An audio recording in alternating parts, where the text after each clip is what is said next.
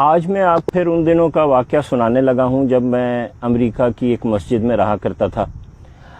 جو آج واقعہ سناؤں گا نا تو ہو سکتا ہے کہ آپ کو اس پہ یقین نہ آئے، مجھے بھی نہیں آیا، لیکن سنا اس لیے رہا ہوں کہ میرے ساتھ بیتی ہے، ورنہ اس پہ یقین نہیں آتا۔ تو بات کچھ یوں ہے کہ ایک دن مسجد میں تقریباً عصر کے ٹائم پہ 4-4:30 بجے کا ٹائم ہوگا، میں بیٹھا تھا تو ایک پرانی سی ووکس ویگن کی وین باہر آ کے رکی اور اس میں سے 4 لوگ برآمد ہوئے جو صاف دیکھنے سے لگ رہا تھا کہ ان کا تعلق پاکستان سے ہے۔ انہوں نے امامے باندھے ہوئے تھے اور تھوپ پہنے ہوئے تھے، وہ جو عربی لباس ہوتا ہے۔ وہ اندر آ گئے۔ اتفاق سے اس وقت میں اور مسجد کے امام صاحب جو تھے وہ مسجد میں بیٹھے ہوئے تھے۔ ایک صاحب نے بڑی ٹوٹی پھوٹی انگریزی میں مجھ سے کہا اسپیک انگلش، تو میں نے کہا یس آئی اسپیک انگلش۔ پاکستان؟ تو میں نے کہا یس پاکستان۔ او شکر ہے، الحمدللہ۔ امام صاحب کہاں ہیں جی؟ میں نے کہا جی اندر بیٹھے ہیں۔ چلیے جی ان سے ملتے ہیں، جزاک اللہ، الحمدللہ۔ میں نے اندازہ لگایا کہ 4 لوگوں میں سے 3 کی عمریں جو ہیں وہ تقریباً 35 سے 50-55 کے بیچ میں ہیں، اور جن کو وہ امام صاحب بول رہے تھے نا، امیر صاحب بول رہے تھے، ان کی عمر کوئی 70 کے قریب ہوگی۔ خیر میں ان کو امام صاحب کے پاس لے گیا۔ جو امیر صاحب تھے ان کو عربی آتی تھی، انہوں نے امام صاحب سے عربی میں بات کرنا شروع کر دی۔ دوسرے بھائیوں نے سامان نکالا، گاڑی سے مسجد میں رکھا، مجھ سے بات چیت شروع کر دی۔ تو تھوڑی دیر کے بعد وہ کمفرٹیبل ہو گئے، انہوں نے مسجد میں بستر وغیرہ بچھا لیے، واش روم چلے گئے۔ امام صاحب نے ان کو چھوڑا اور میرے پاس آ گئے اور کہنے لگے کہ اب آپ نے نا ان کے رہن کا، سہن کا اور کھانے پینے کا ذرا خیال رکھنا ہے۔ تو میں نے کہا کہ قصہ کیا ہے؟ انہوں نے مجھے بتایا، جو مجھے 22 سالہ ایک یونیورسٹی اسٹوڈنٹ، میں اس وقت سوفومور تھا، یعنی میں 2nd year of university education میں تھا، مجھے اس وقت تک یہ نہیں پتا تھا جو انہوں نے بتایا۔ انہوں نے کہا جی یہ سال کی جماعت ہے جو پاکستان میں جگہ ہے، یہ سعودی امام صاحب ہیں جو مجھے پاکستانی کو بتا رہے ہیں۔ تو یہ وہاں رائے سے نکلتی ہے سالانہ اجتماع سے، اور انہوں نے سال یہاں پیدل کی جماعت ہے، انہوں نے ساؤتھ آف US سے بالکل اپ نارتھ جانا ہے، اور انہوں نے یہ سفر طے کرنا ہے اور یہ پیدل چلیں گے۔ پیدل چلنے کا طریقہ یہ ہے کہ جب کوئی علاقہ آئے گا تو یہ پیدل چل پڑیں گے، جب علاقے سے نکل جائیں گے تو پھر یہ اپنی وین میں بیٹھیں گے، جہاں پہ بھی جگہ ملے گی رات کو ٹینٹ لگا لیں گے، کھانے پینے کا سامان ان کی اپنی وین کے اندر موجود ہے، اور یہ بس اس طرح چلتے چلتے 1 سال پورا کریں گے۔ میں ظاہر ہے بینگ اے یونیورسٹی اسٹوڈنٹ، مجھے بڑا عجیب سا لگا، اور میں نے بڑا شور مچایا امام صاحب کے سامنے کہ یہ کون سا زندگی گزارنے کا طریقہ ہے، and what a waste of time and blah blah blah بلا۔ خیر مہمان تھے، میں ان کی خدمت میں لگ گیا، لیکن مجھے ان کے اس طریقے پہ غصہ بڑا آیا۔ رات ہوئی تو ان میں سے ایک صاحب نے مجھے کہا کہ حضرت کہیں ٹیلی فون بوتھ پہ لے چلیے، ہم نے پاکستان واپس اپنے مرکز پہ بتانا ہے کہ ہم کہاں پہنچے ہیں۔ میں نے کہا چلیے، میں نے اپنی گاڑی نکالی، ان کو لے کے ٹیلی فون بوتھ پہ گیا۔ انہوں نے وہاں کال ملانے کی کوشش کی، ٹائم کا فرق تھا، کال نہ ملی، تو کہنے لگے کہ فون تو مل نہیں رہا۔ اچھا بھائی کو کرتا ہوں، پتہ چلا ان کے بھائی بھی تبلیغی جماعت میں ہیں۔ تو انہوں نے اپنے بھائی کو کال کی اور ان کو کہتے ہیں کہ بھائی ہم اس جگہ پہنچ گئے ہیں اور الحمدللہ ہمارا سفر ٹھیک ہے، امیر صاحب نے کہا ہے کہ آپ لوگوں کو مطلع کریں، آپ مرکز میں جا کے بتا دیجئے گا کہ ہم یہاں پہنچے ہیں، کل یہاں سے نکلیں گے تو فلاں جگہ جائیں گے۔ فون انہیں رکھا تو کہتے ہیں لا حول ولا قوت الا باللہ۔ میں نے کہا حضرت کیا ہوا؟ تو کہتے ہیں چلیں گاڑی میں بیٹھے، میں بتاتا ہوں۔ گاڑی میں بیٹھ کے مجھے کہتے ہیں میری تو وائف کی ڈیلیوری تھی حضرت 2-3 دن پہلے، تو وہ تو میں پوچھنا ہی بھول گیا کہ وہاں کیا سلسلہ رہا۔ یہ انہوں نے کہا نا تو میں تو پہلے ہی غصہ آیا ہوا تھا، میں تو غصے سے میرا برا حال ہو گیا۔ واپس میں مسجد میں پہنچا، میں نے امام صاحب کو سائڈ پہ کیا اور میں نے کہا کہ ان سے انگلش میں کہ میں ان کا احترام کر سکتا ہوں، یہ تو ایسا آدمی ہے کہ جس کو اپنی بیوی کی فکر نہیں ہے، اپنا تو بتا دیا کہ میں کہاں پہنچا ہوں، اور ان کو یہ تک نہیں پوچھا کہ میری بیوی خیریت سے ہے، ہمارے ہاں کیا بچہ ہوا اور بولا سب کچھ۔ میرے امام صاحب بڑے خاموشی سے انہوں نے میری بات سنی، انہوں نے کہا بعض چیزیں وقت کے ساتھ سمجھ آتی ہیں برادر، آپ کو یہ چیز ابھی نہیں سمجھ آئے گی، آگے چل کے سمجھ میں آئے گی۔ خیر اینی ویز دوسرے دن جناب وہ وہاں سے چلے، پہلے مسجد سے نکلے، پیدل چلتے چلتے انہوں نے پورا چھوٹا سا وہ ایک گاؤں سا قصبہ تھا، اس کو کراس کیا. اس کے بعد وہ وین پہ بیٹھے اور کہنے لگے کہ ہم رات جو ہے نا تقریباً فلاں جگہ جا کے، یعنی وہ جگہ وہاں سے بنتی تھی تقریباً 10 کلومیٹر دور. انہوں نے کہا 10 کلومیٹر وہاں جا کے ہم پڑاؤ ڈالیں گے. ٹھیک ہے جی. 9:30 بجے کے قریب، نہیں 8:30 بجے کے قریب امام صاحب مجھے کہتے ہیں چلیں وہاں چلتے ہیں اور دیکھتے ہیں کہ جو جماعت ہے وہ پراپرلی انہوں نے ٹینٹ وغیرہ لگا لی ہے کہ نہیں. میں نے کہا ٹھیک ہے. تو میں ان کے ساتھ گاڑی میں بیٹھ گیا. ہم چلنا شروع ہوئے. راستے میں ہم دیکھتے جاتے تھے اندھیرے میں، کہیں روشنی نظر آئے، ٹینٹ نظر آئے. آخر جا کے ہمیں تھوڑا آگے جب ہم نے شہر سے نکل گئے تو اندھیرے میں بالکل ایک جگہ ٹینٹ لگا نظر آ گیا، وہ بتی سی جل رہی تھی.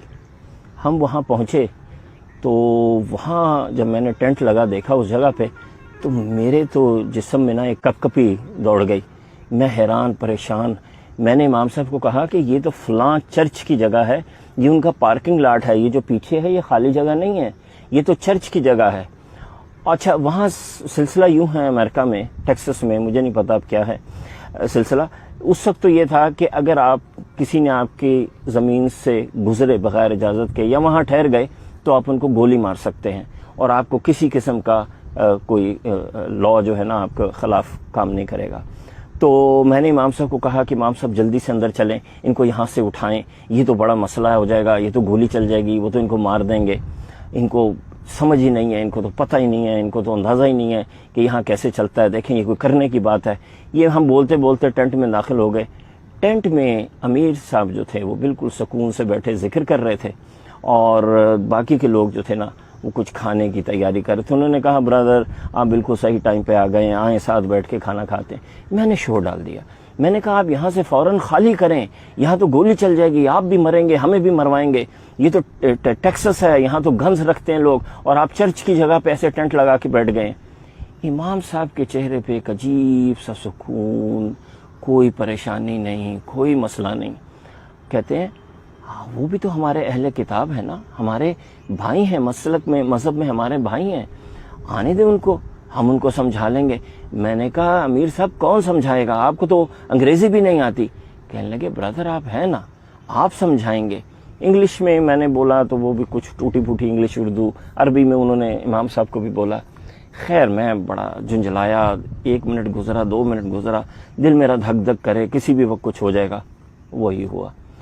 اچانک ہمیں نا باہر گاڑیوں کی لائٹس، یہ جیسے پیچھے آپ علاقہ دیکھ رہے ہیں تو اس میں سے لائٹس نہ ٹینٹ کے اندر آتے نظر آئیں. کسی نے مائک، وہ جو لاؤڈ سپیکر ہوتا ہے، پکڑا اور انگریزی میں ٹپیکل ٹیکسس کے ایکسنٹ میں بولا کہ یہ آپ لوگ فوراً یہاں سے نکلو، کون ہو ورنہ ہم گولی چلا دیں گے اور یہ سب کچھ. تو امام صاحب کہتے ہیں کیا بول رہے ہیں، اور وہ ٹپیکل ٹیکسن ایکسنٹ تھا، وہ انگریزی کسی کی سمجھ میں نہیں آئی. میں نے کہا کہ وہ کہہ رہے ہیں جلدی سے یہاں سے نکلو، سامان اٹھاؤ ورنہ ہم گولی چلا دیں گے.